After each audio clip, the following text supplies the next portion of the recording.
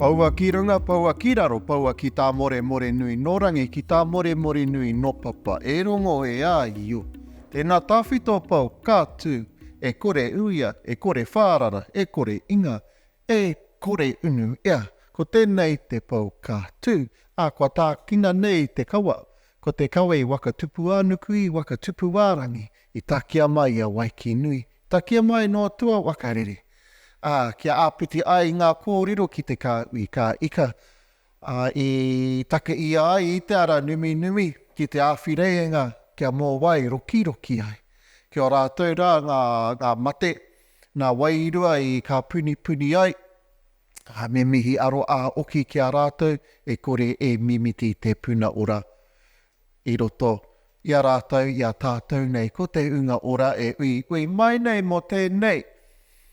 O te waka tūwhiratanga o e nei puka puka i tā ia ai. I rere ai ki te ao kia waka maumahara atu i te rongo nui o tērā tangata, tērā tupuna, tērā rangatira, tērā poropiti a Tāmati Te Ito.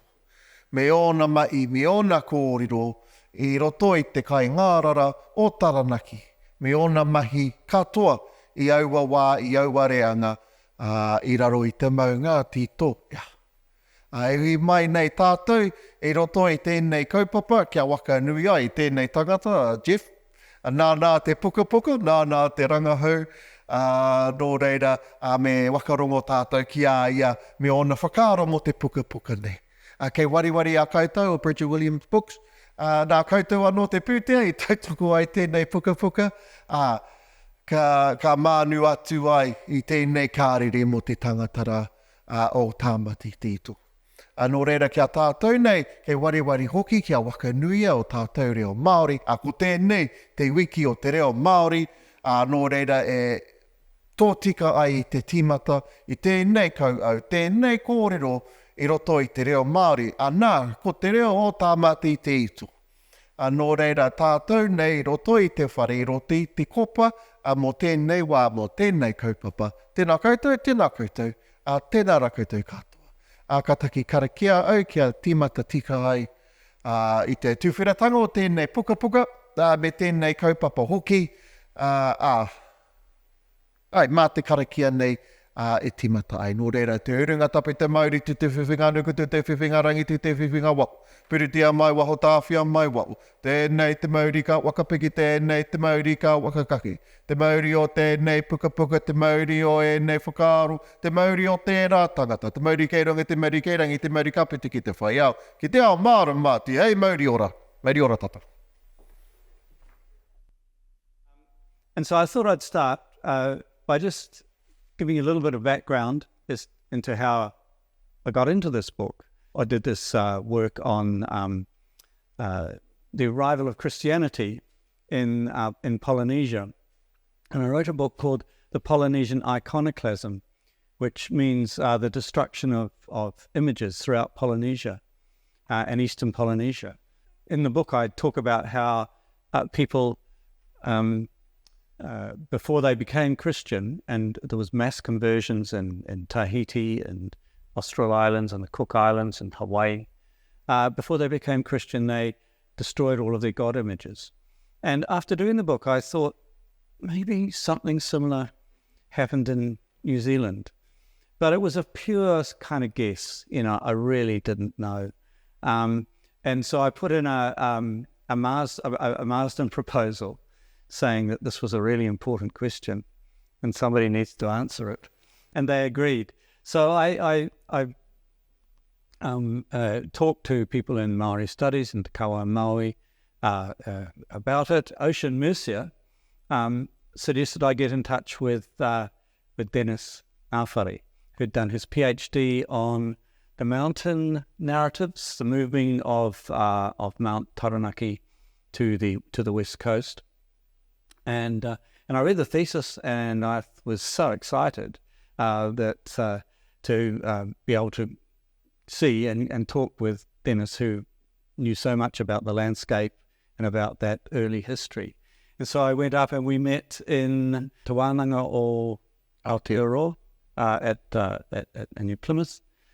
And we both connected really quickly. And one of the reasons we connected was the first thing that Dennis says, or one of the first things he said to me was, I'm really interested in the 1840s and 1850s. And we were both seriously interested in that period, because what happened with the wars of the 1860s, everything changed. The whole future of New Zealand changed. The whole future of Maori independence changed. And we wanted to get back and see what the potential was for the 1840s and 50s. And was what your thinking was at the time, or? So, yeah, I hadn't met Jeff before. Rocks up into my office. Yeah. So, interesting man, but, we had a kōrero. Always best to meet face-to-face, kānohi ki te kānohi, koera te tikanga Māori anō. It's always easier to get a feel. It's certainly just been able to engage in a conversation about a really important period of New Zealand history, and quite under-researched period, I still think. Mm. Yeah. And ended up taking him out to Pariaka. I was currently working with another colleague, Dr. Gerardo Reagan, whose speciality is Māori rock art. Yeah. And so we took Jeff out looking for carved rocks in the oceanscape of Taranaki. And found one. Yes. With a spiral on it. It was a fantastic thing. Yeah, beautiful kōrero. I was actually looking for it, and I was standing there for ages. And then Gerard goes up to me and goes, "Oh, Dennis, you're standing right next to it. Right there." I was like, oh, I knew that. Yeah. But it was important to go back to the pā, back to our people at Pariaka. Anō Pariaka anua hau. And e roto i ngā rangi tapu o Pariaka i te 18th me te 19th. E waka ira tērā. So at Pariaka we have our monthly gathering days on the 18th and 19th. And it's an important forum of discussion, and being able to take Jeff back to then say, "Hey bro, have a kōrero to our people about your research and see what they say." That was pretty scary, I must say, because I had to speak at the, there's two marae, there's Te Whiti's marae and Tohunga's marae, which is, and at Te Whiti's marae you can only speak in te reo. And so, which I stumbled through and to try and get what was a kind of a lot of complicated ideas across, and I wasn't very good at it. But it was such a, and then I went the next day to, I don't think you were there. Were you there at Tohunga's marae? I see, yeah. And so I started speaking in te reo again, and this person said, speak English, and I thought, okay. So I did, and that was really significant for me. It gave me a whole different view of the significance of the prophet of Tāmati Te Ito, because he had, and I didn't realise this until a lot later, but he had lived quite a significant period of his life there, and he was there, and he was arrested when Tohu and Te Whiti were arrested. He was arrested as well. So, and I didn't realise this at the time, but many of the elders that I was talking to did. And I had some very good conversations with them afterwards. When I began thinking about the project, I was thinking of it in terms of this large movement called the Kaingārara movement. And the Ngārara means demon, or what is Ngārara? Lizard. In one term, a lizard, but it could also mean creepy crawlies. Yeah. The various other references are ngārara kaitangata, literally a people-taking person, a people-taking monster.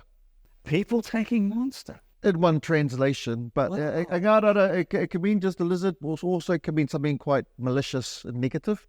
Yeah. People think, it's interesting about atua, people think that because the Christian gloss on atua, they think that atua are benign, kind of like god spirits, or atua are like Greek gods or Roman gods, or but for the most part, atua were dangerous spirits, really, that could be really beneficial if you knew how to deal with them, if you're a really skilled tohunga, like Tāmati Te Ito was, the prophet of this book. But if you weren't, they could kill you.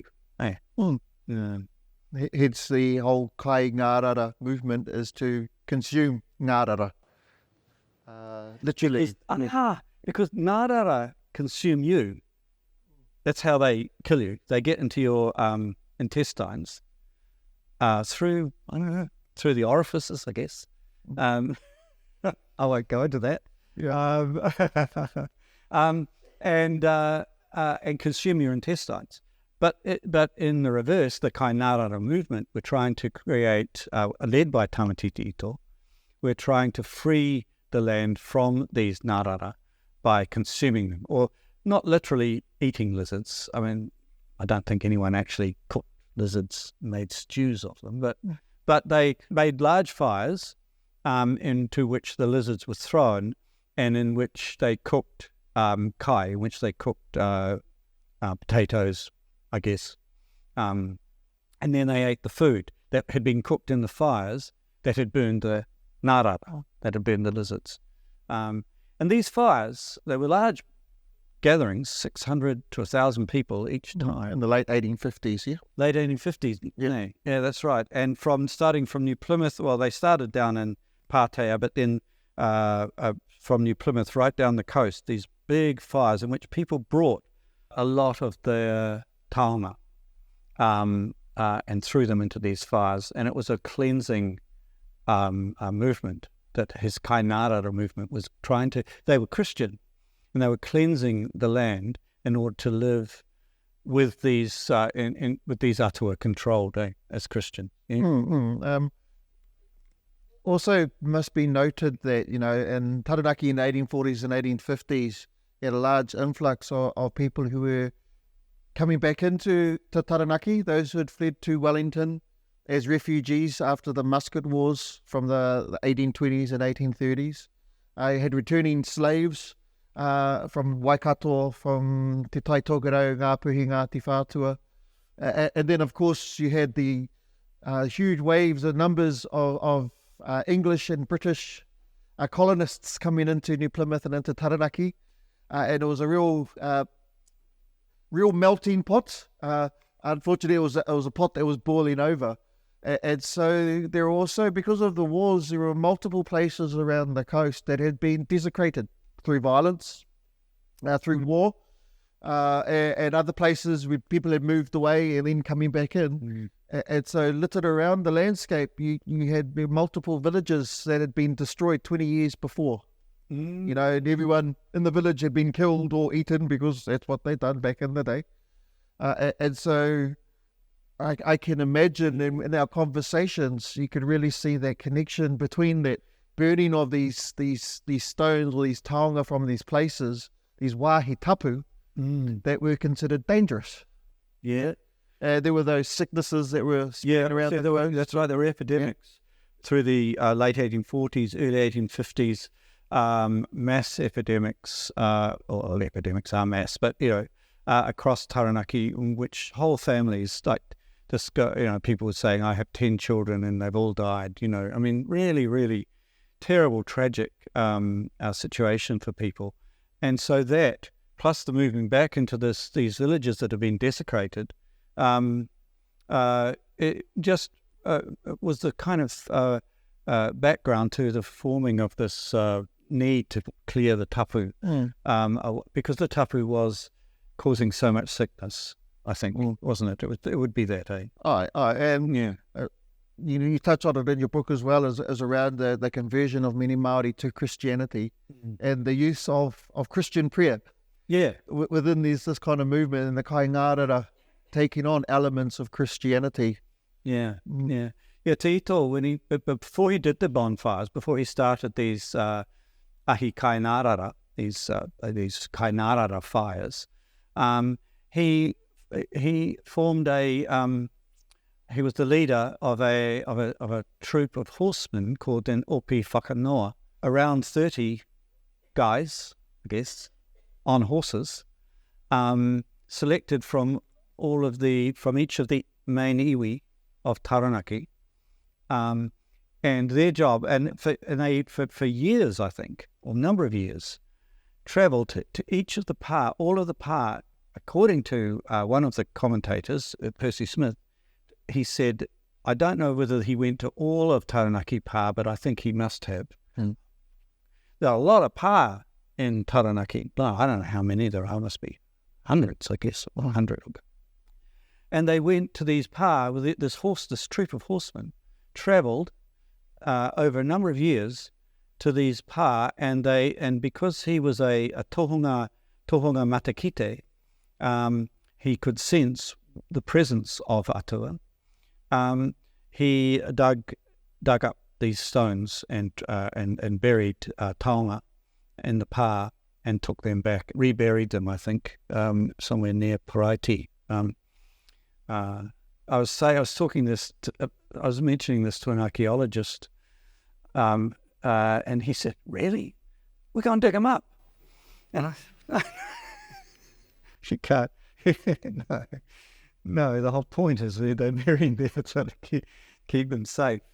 So this was the beginning of this, and then and I think it was when he was a leader of this troop of horsemen, this Ope Whakanoa, that he took on a much more significant role as a prophet, and he did that by destroying the image of the god Maru, and I was talking to Dennis about this, and he said, "My goodness, really? That's significant, eh? You were put me onto this." So Maru was one of the most significant atua in Taranaki. The old people said he'd been brought on the Aotearoa, and so for essentially atua of Te Pakanga, so a god of war in one way, but also in many other aspects, both positive and negative.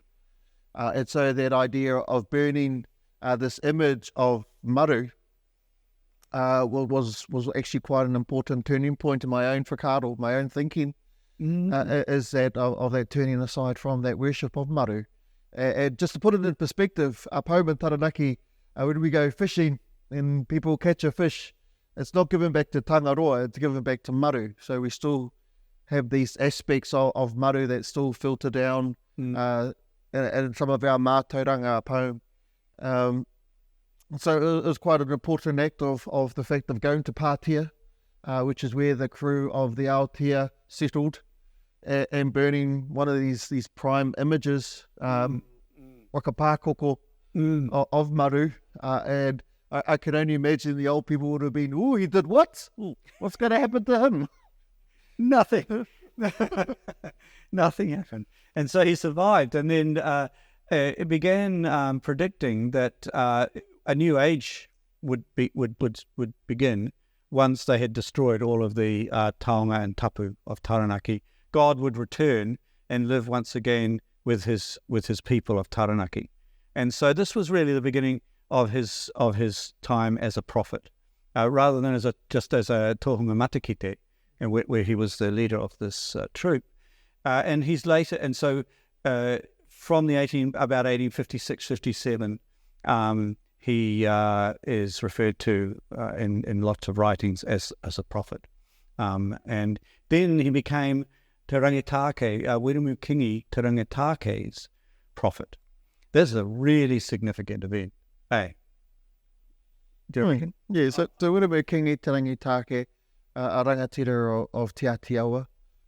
He'd been in Waikanai, and in like 1850s, he decided to head back home to Taranaki. Yeah, Governor, 40s, I think, late 1840s. Yeah. Even though Governor George Grey said, "No, you can't." He said, "I'm going home anyway. You can't stop me." No. And so he was a real key leader in opposing any sale of lands in Taranaki, because in the mid-1850s, there was a strong coalition of hapu and iwi that were opposing any sale of land. The Land League, it was called.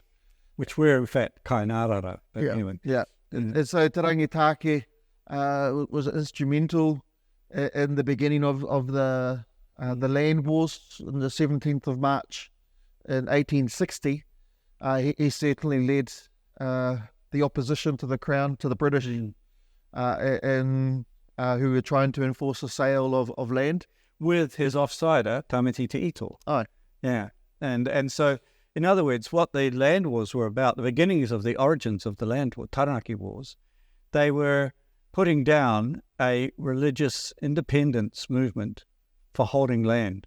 And it was because it was Te Ito was a major figure in that movement. And so it wasn't, I think, really we need to rethink how the beginnings of those Taranaki wars, how they began. It was just a whole different future was precluded with those wars. It was because they were wanting a different. It's complicated. There's a whole it's complicated. Range of factors going on in there. Because there are other people in, like you say, Ihaya Te Kiri Kumara, who wanted to work with Pākehā, and so they were divided. But what we kind of noticed was the outbreak of war is that at one point Tāmati Te Ito's fire was burning brightly. He was the go-to man around the coast. And suddenly war broke out, and focus suddenly shifted away from him, and other people took precedence and really took a lead over the different tribes and movements. Yeah, but he played an interesting part in the beginnings of the war, in that he orchestrated or was behind the burnings of all the settler houses, forcing people from the farmlands around New Plymouth into New Plymouth. Itself, and they barricaded themselves within New Plymouth. And Te Ito, because his houses were burned, he said, I'm going to burn, every time you burn one of my houses, I'm going to burn one of yours, and which is fair enough. And so he burned a lot of houses, and he was good at fires, because he'd been doing them for a long time. So that was his most significant, I think, role within the war. I don't think he did much else after that. And then of course you have the rise of Pariaka, of the two prophets, Tohu Kākei and Te Whiti o Rongomai. And certainly what one can only imagine, at one point Tāmati Te Ito had been trying to encourage a pan-tribal kind of movement within Taranaki, and really it was what was happening at Parihaka. And with Tohu and Te Whiti and the movement, they were pushing, and the people gathering there, which I can't imagine it would have been easy for his own aspirations. No, but he did humble himself. Hey, and that was the thing. He put his mana beneath that of Tohu and Te Whiti, and joined Pariaka, and he spoke on the marae. As one of the speakers, there are accounts of him speaking with Tohu, but he doesn't figure greatly in newspaper accounts of it. So he's there. I know he's there because you get little clips of him, but he's kind of pushed out of the New Zealand history by this stage. Part of the reason the book's called The Forgotten Prophet is that at the time of his arrest, one of the reporters from the Wanganui Chronicle, I think, said, and amongst those arrested today was an old prophet, a forgotten prophet. No one will have remembered him, but at one time he was significant in Taranaki. And so I thought, there we go, call it the Forgotten Prophet.